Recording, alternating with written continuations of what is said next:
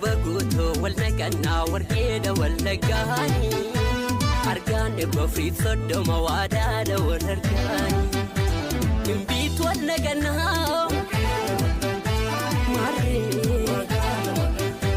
najjootu wal naqannaa marree.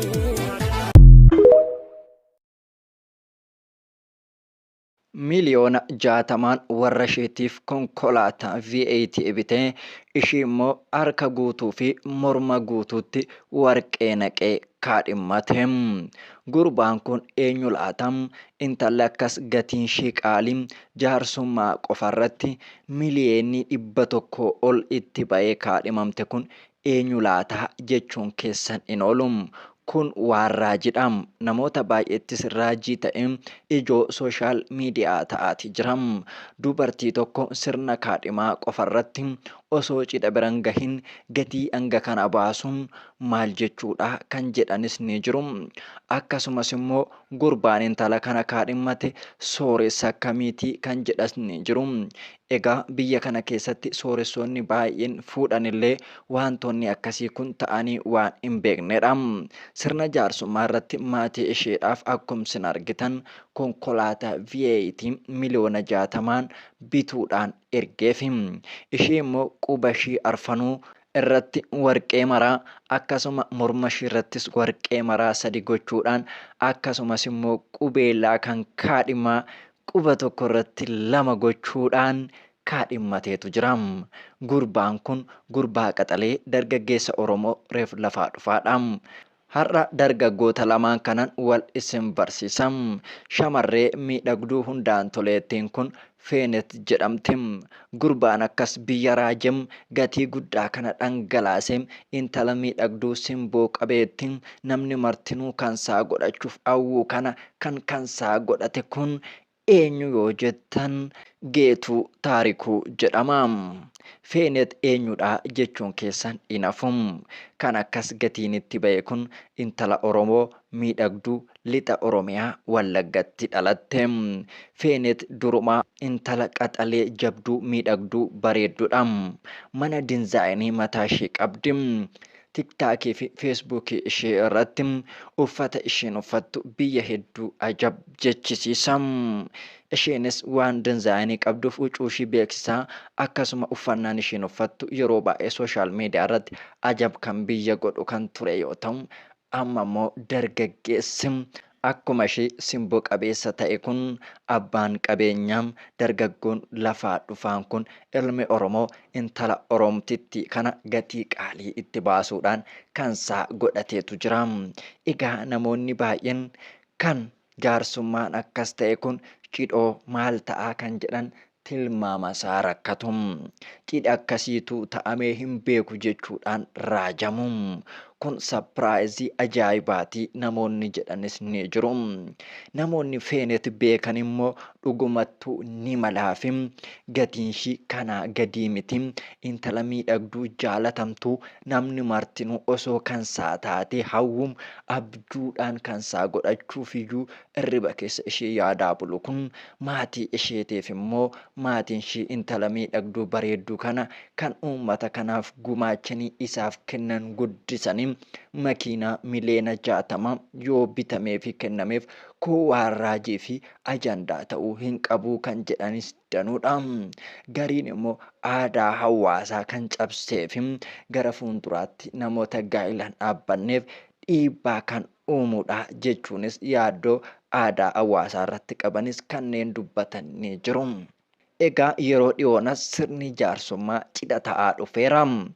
Kun immoo yaaddoo hamaa ta'aatii jira. Yeroo dinagdeen biyyaa kaanitti qaala'ee namni waan nyaatee bulu dhabutti gariin inni qabu immoo akkasiin baasee sirna jaarsummaa cidha ajab nama jechisiisu qopheeffataatii jira. Egaa akkuma jedhan addunyaan kun dhugumayyuu buburreedha. Kaan dureessaa, kaan qabeessa, kaan hiyyeessa, kaan immoo dureessa sooressa hamaadha. Gariin daalachaa, gariin cululluqaadha. Dhugumattuu addunyaa buburreedha. Feenii shamarree miidhagduu uffattu irraa bareeddu deemsi irraa tolu kana Geetuu Taarikuu harka isaatti galfateetu jira. Maatiin ishees immoo cidha ajaa'ibaatiin intala isaanii kennachuudhaaf qophiidha. Dhimmi konkolaataa miliyoona 60 bitamu ajandaa haa ta'uyyuu malee gara lixa Wallaggaa kanatti warqee shamarraniif itti faa'uun waanuma beekamudha. Akkasumas naannolee biraattis iddoo garaagaraatti warqeedhaan shamarra tokko kaadhimmatanii fuudhuun inuma jira. Baay'inni isaa walaa darbuyyuu malee kun waanuma godhamudha. Haa ta'uti garuu maatii shamarraniif makiinaa bitanii kennuun kun an kana yeruma jalqabaatiif hin dhaga'e yoon jedhe sobayyuu hin qabu. Sanuu konkolaataa akkas gatii qaalii ta'e miliyoona 60 warra intalaaf yeroo bitamee kennamu an kana yeruma jalqabaatiifan dhaga'e dhugaan isiniin jedha. Anis akkuma namoota baay'ee raaje anallee naraa jira.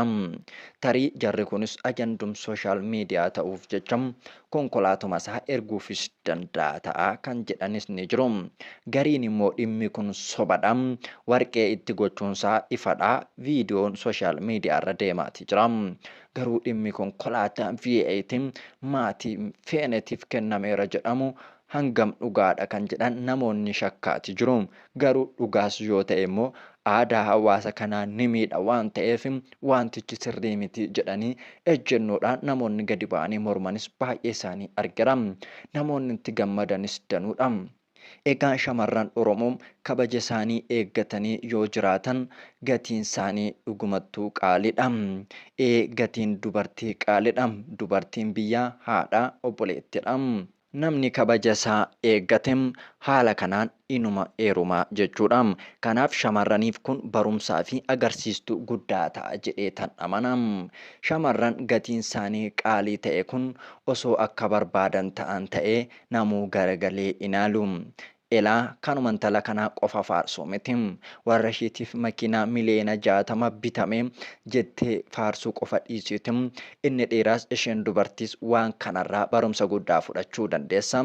Akkasuma inni dhiiraas jabaattee hojjettee yoo ati maallaqa qabaatte shamarran barbaadde gatii barbaadde itti baaste fuudhuu ni dandeessa. Biraazar jabaadhuun siin jedha.